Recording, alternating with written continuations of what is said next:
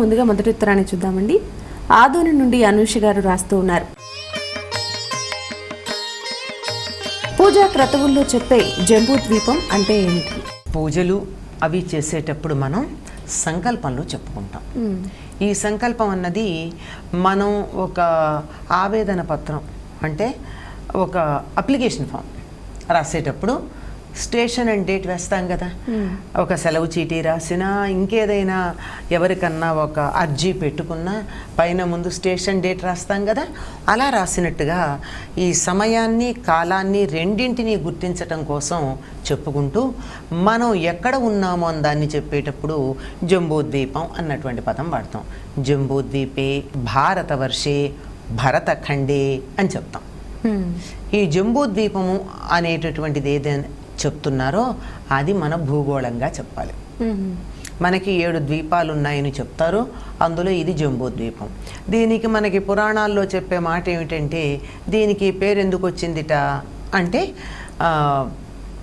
ఎక్కువగా నేరేడు చెట్లు ఉన్నాయి ఇక్కడ. శాల్మలి ద్వీపం అంటే అక్కడ బాగా బూరుగ చెట్లు ఎక్కువ ఉంటాయి. బూరుగ దూదంటామే మెత్తంది సిల్క్ కాటన్, ఆ బూరుగ చెట్లు ఎక్కువగా ఉండేటటువంటిది శాల్మలి ద్వీపం అని.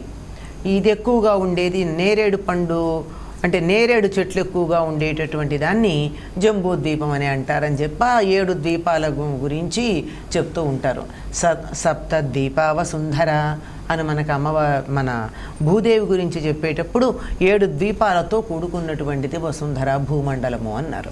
నిజానికి 7 ద్వీపాలు వేరే వేరే ఉన్నాయా అంటే వేరే ఉన్నాయో లేదో తెలియదు, కానీ భూదేవికి మనం ఉండేటటువంటి భూగోళం మాత్రం జంబూద్వీపం అనడానికి దీనికి తగినంత కారణం ఉంది.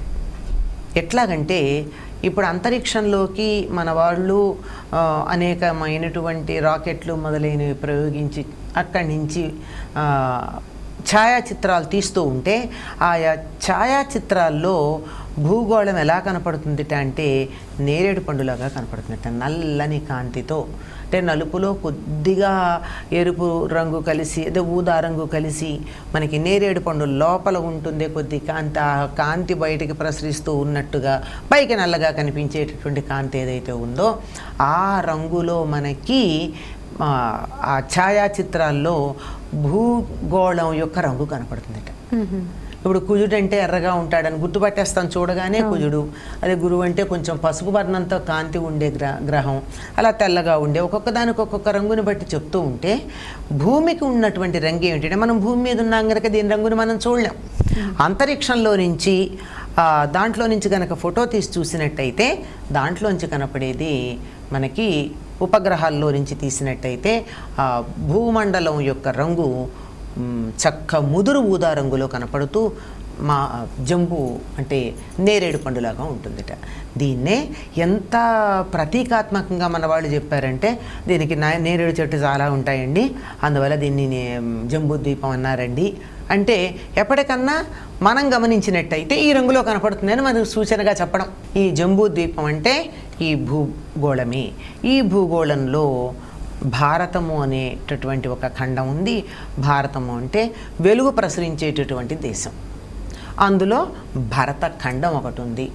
దాంట్లో మనకి మేరు పర్వతం కింద దక్షిణ దిగ్భాగంలో ఉన్నటువంటిదని మనం అంతా మొత్తం ప్రదేశం అంతా చెప్పుకుంటున్నామమ్మా. ఆ జంబూద్వీపం